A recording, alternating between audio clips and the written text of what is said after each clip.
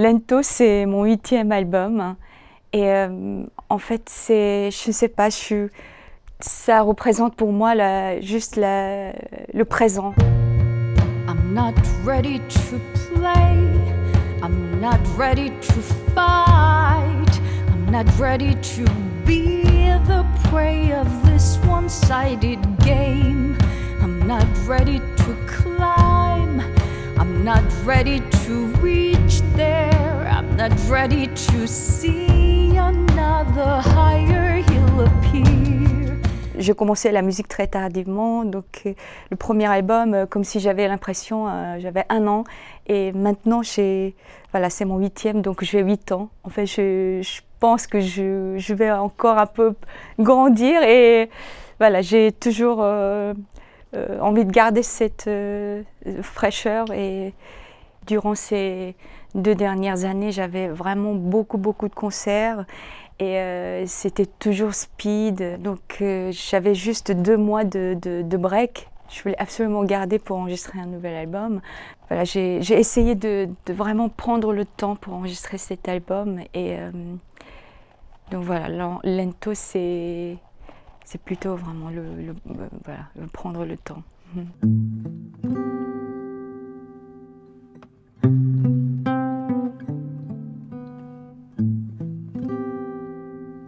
I hurt myself today to see if I still feel. I focus on the pain, the only thing that's real. En fait, j'ai pas vraiment le concept pour enregistrer un album. En fait, c'est ça que j'aime aussi, ce côté spontanéité.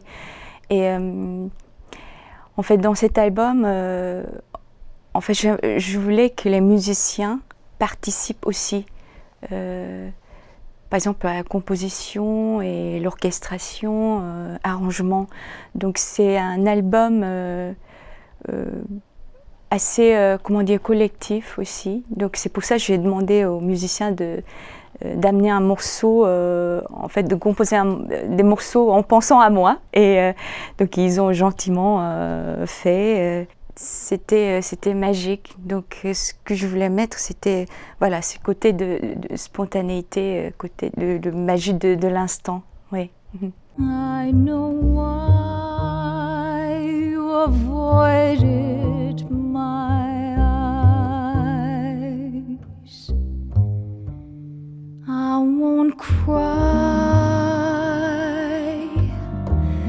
I keep back my tears, even though your signs were clear. I won't blame you, dear. J'ai rencontré le musicien de cet album quand j'ai enregistré le premier album de Act, voilà, Voyage.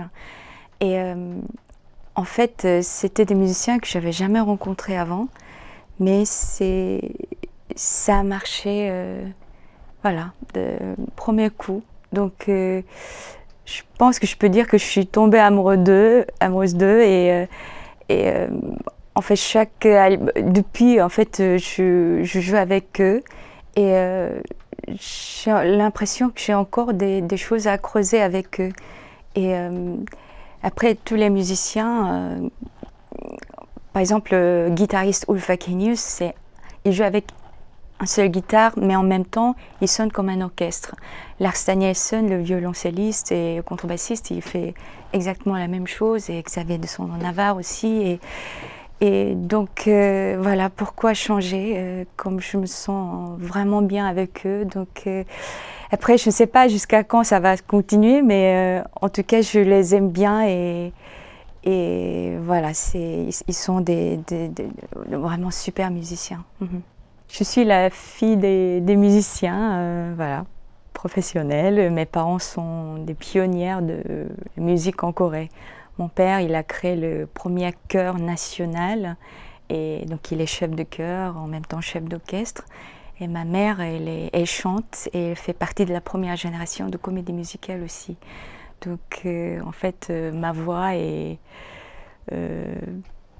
vient d'eux en fait. C'est grâce à eux, je pense que je peux continuer à chanter. Ils me donnent beaucoup de conseils aussi musicaux et aussi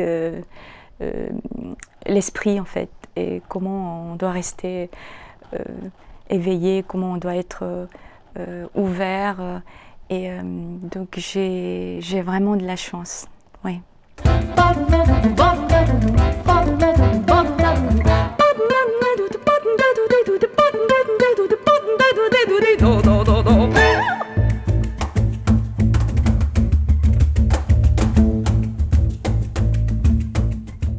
J'ai jamais écouté le jazz avant de décider d'étudier le jazz.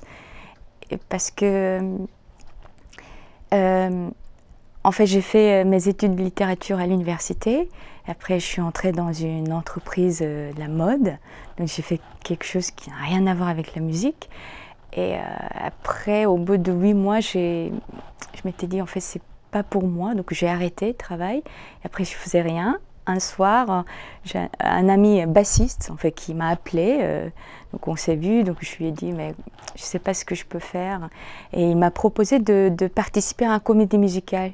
Il m'a dit il faut que tu poses les candidatures. J'ai dit mais j'ai pas de connaissances de comédie musicale, même si ma mère est l'actrice de comédie musicale.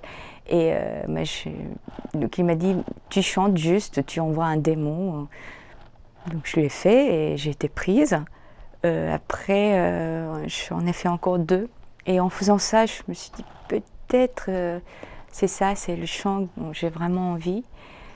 Donc j'ai demandé aux gens, bon, j'ai envie d'étudier la musique, mais quel style de musique je peux faire? Ils ont dit, c'est un peu trop tard pour toi d'être une chanteuse classique, donc fais le jazz. Donc, je leur ai demandé, qu'est-ce que c'est le jazz? Ils m'ont dit, c'est l'origine de pop music. Donc si tu apprends jazz, tu pourras tout faire.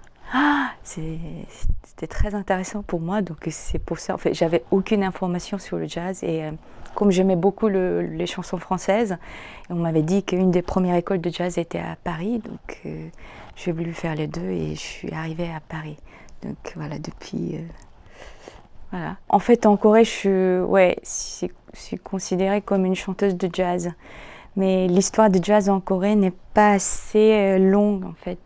Donc, pour eux, ils m'ont reçue au début, en fait, avec un peu de curiosité.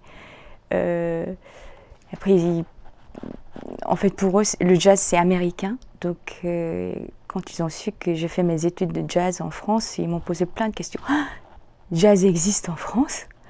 Et après, les musiciens de jazz en France me demandent aussi, est-ce que ça existe le jazz en Corée? Et donc j'essaie d'être une sorte de pont en fait, entre les deux pays pour le jazz. Ouais.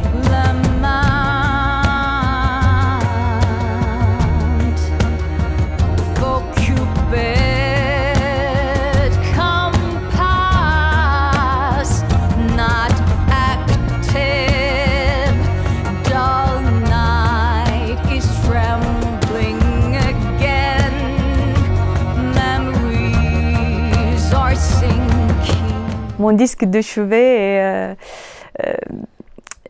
l'album de Norma Winston.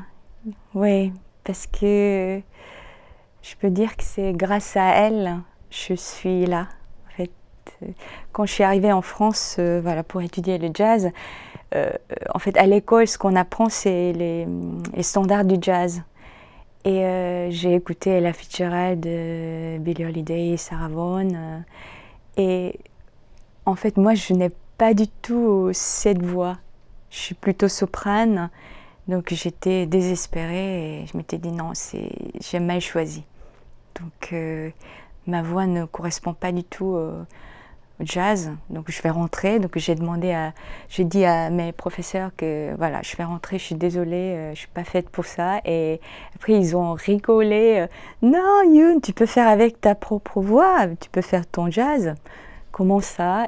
Et après ils m'ont donné des albums des chanteurs, chanteuses jazz européens. C'était vraiment très très intéressant pour moi. Et là, j'étais vraiment étonnée. Ça, on peut appeler ça jazz? Ils ont dit, bah oui. Et ça aussi, ça aussi, ça aussi.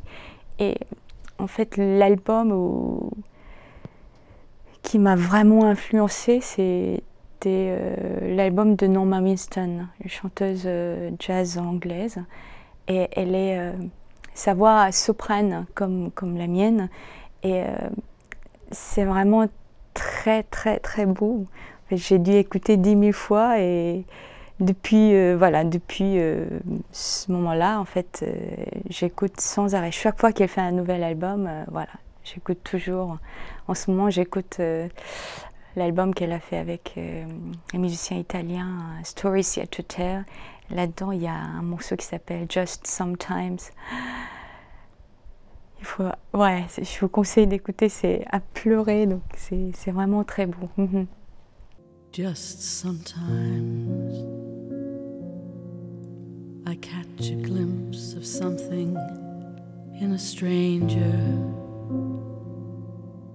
You're always somewhere near, but I can't reach you.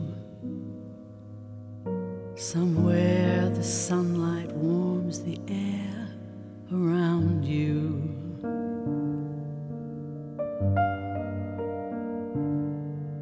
Just sometimes I wish that I was there to hear the things you're saying.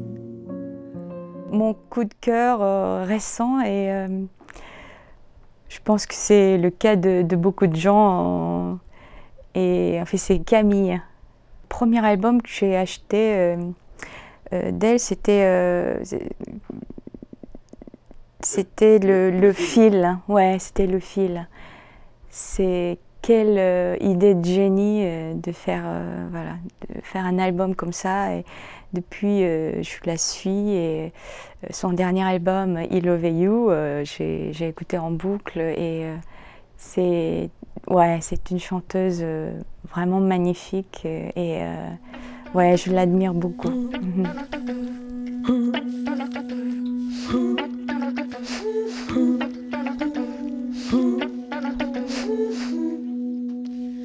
L'eau se lève et ce cortège vire. Tombe la neige, se réveille.